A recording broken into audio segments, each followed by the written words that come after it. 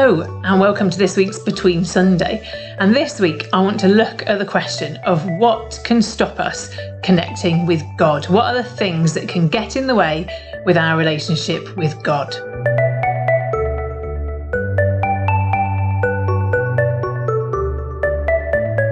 So on Sunday we looked in the verse at Mark about the passage where Jesus welcomes little children to him. And the disciples physically stop the children coming to him and they say no. So what I want to look at is what can stop us connecting with God? What can stop us coming to Jesus? Like those disciples stop the children. What is it in our lives that can stop us connecting with God? And I want to go back to a little bit in the Easter story, which is in Matthew 27, where it says, "And behold, the veil of the temple was torn in two from top to bottom, and the earth shook and the rocks were split." So that's Matthew 27, verse 51. The veil of the temple was torn in two. So if you go back to at that time, in the temple, there was an inner kind of sanctuary, an inner room, the most holy of holies. And only the Most High Priest was allowed into there. General Joe Bloggs was not allowed in. And what separated that from the rest of the temple was a really, really thick curtain, what they call here the veil, which wasn't just like your average bog standard curtain that you'd have. It was really, really thick. And at that moment when Jesus died, that curtain was torn in two. It totally separated.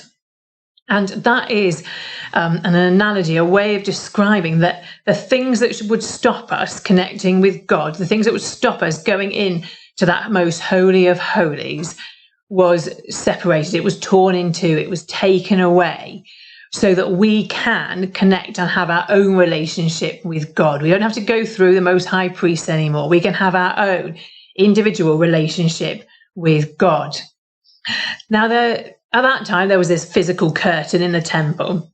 But for us, I think there are things that can stop us, that can almost build that wall, build a curtain that stops us, that gets in the way in our relationship with God.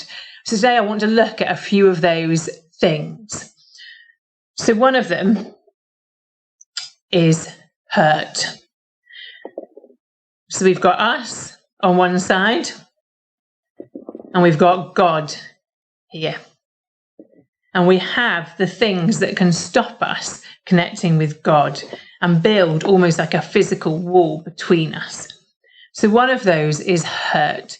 Now that might be hurt from people that we know, hurt from friends, hurt from the church itself, things that have been done, things that have been said that have caused us to kind of harden our hearts, that get in the way, that make us want to be less vulnerable, maybe less honest about what's going on.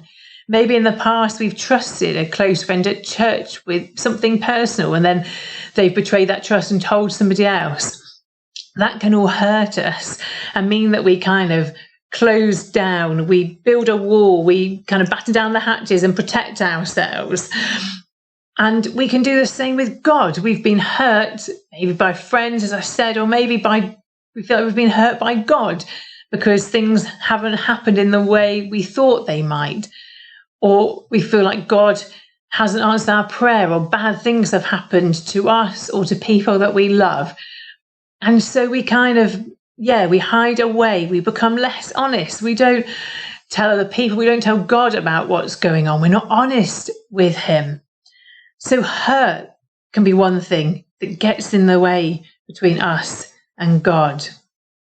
Another thing is fear.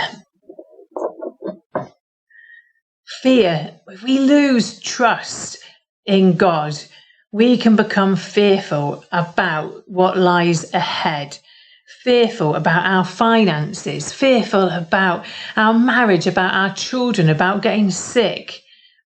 If we lose that deep down trust that God has got us and it's all going to be okay, we become fearful that we might not, maybe from a previous hurt or something that's gone wrong in the past, we think we're going to try and do it ourselves. We're worried about what's going to happen. We don't want to step out and take a risk because we're living in fear and we don't fully trust God, which maybe means that builds something between us and God, because we don't want to step out and do that thing. Maybe God has given us a challenge or a word about doing something, but we don't want to step out and do it because we're living in fear. And that can affect our relationship with God.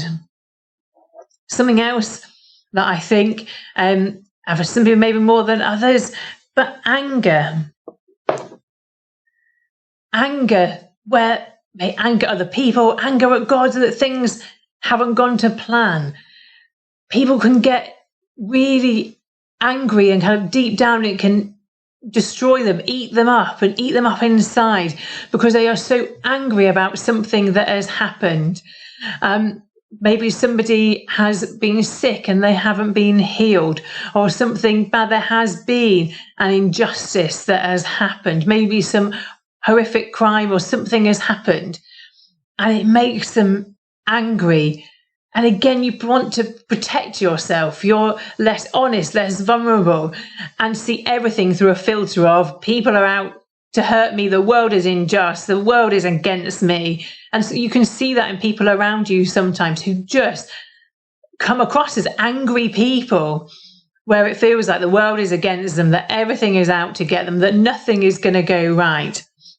And that is going to get in the way of our relationship with God if we are like that. If we are just angry and cross at everything, we're not going to be vulnerable and open and honest with that God that loves us and give him our whole heart. If we have that feeling of the world is against us, it's all gone wrong, there's been a great injustice. So another thing, people pleasing. I'm sure we've all been guilty of this, of wanting to do things to look good, of wanting to do things because we think other people will approve, wanting to do things to put on a bit of a show, or again, not doing things because we're worried about what other people think of us. So maybe not telling others about God, maybe not telling others about an answer to prayer because we're worried about what other people think. We think other people will think that we're weird. Other people will think that you're a bit odd and a bit kind of crazy and a bit one of those odd Christian people. And because we're more worried about what other people think than what God thinks about us, that can stop us stepping out, doing things for God, telling other people about God, maybe doing something praying for somebody else, because we're worried about what other people think. And that is going to get in the way and stop us really, truly connecting with God the Father. Something massive that I think can really get in the way with our relationship with God is disappointment. Disappointment from when things haven't happened the way we were expecting them to. Maybe you thought by the time you were 30, you'd be married, have 2 kids, live in a lovely house, live in a different bit of the country, or maybe you thought that you were going to go on a big traveling adventure. Maybe you had these dreams that haven't yet happened. And even kind of the person that's dealing back really well with those, there's going to be a tinge of disappointment. We can get disappointed that God hasn't answered prayers in the way we thought he would, that somebody that we prayed for who was sick hasn't been healed. And disappointment can then stop us stepping out and doing things because we think, I don't want to do that in case it goes wrong again. I might get disappointed. I might get disappointed further. Let's not take a risk because I might get disappointed. I might get hurt more. And that, I think, can be a really big thing that can get in the way between us and God. We stop praying because we don't want to get disappointed if God doesn't answer our prayer in the way we were expecting. So we stop that intimate connection with God, of being honest with him, of praying for things because we're worried about getting disappointed. So another thing is sickness. If we've been sick, if others that we love have been sick, that can make us cross at God. It can get in the way of our relationship. We get worried. We can be fearful about illness, and especially if perhaps we've prayed for healing and it hasn't happened, or we've got bogged down in those questions of why God, why me? And they can affect our relationship with God. And the last two things, which kind of go hand in hand, are guilt and shame.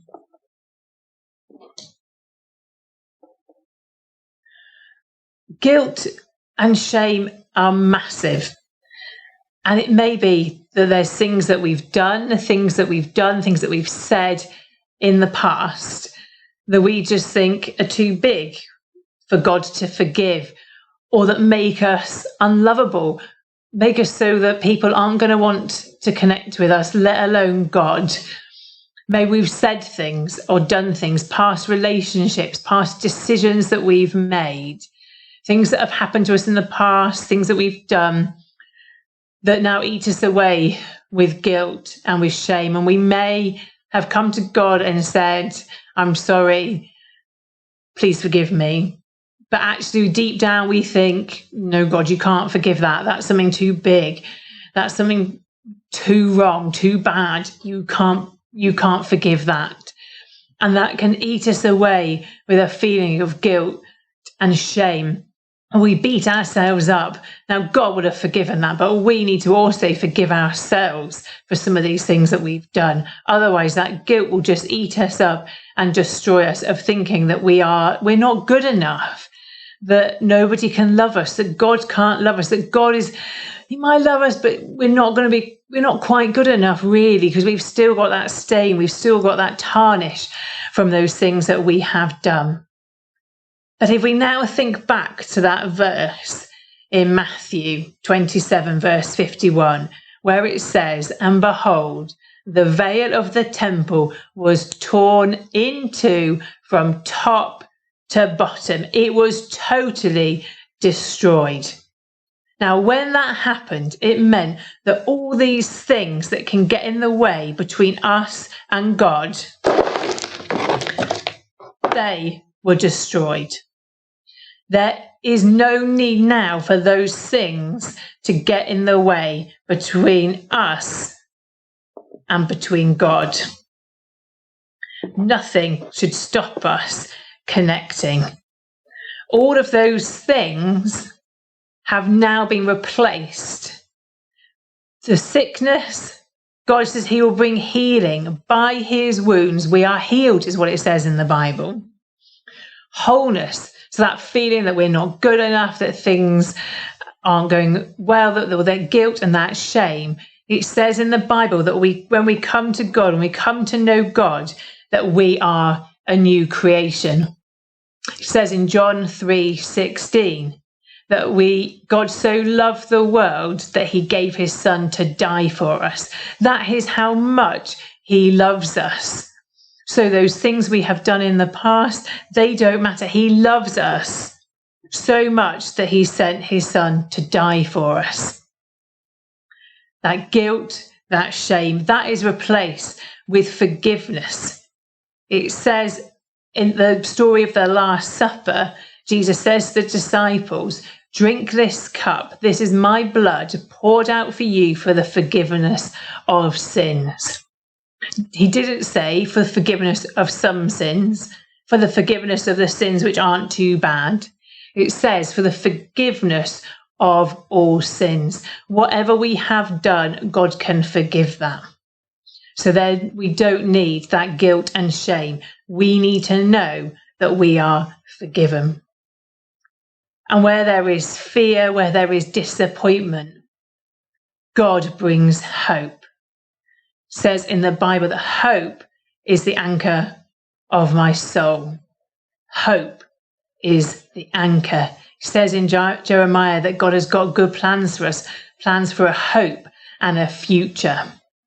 So those things that formed a barrier between us and God, when Jesus died on the cross, they were destroyed. They were taken away so that nothing should stop us connecting with God. And we need to know that whatever it is for us that is forming that barrier now, and I'm sure people now can be thinking of things for them. It won't be all of those, but we'll be thinking of things for them that are forming that barrier, that blockage between us and God. That you need to know that they don't need to be there anymore. From when Jesus died on the cross and that veil was torn, and those things are gone. And they are replaced with healing and wholeness and love and forgiveness and hope.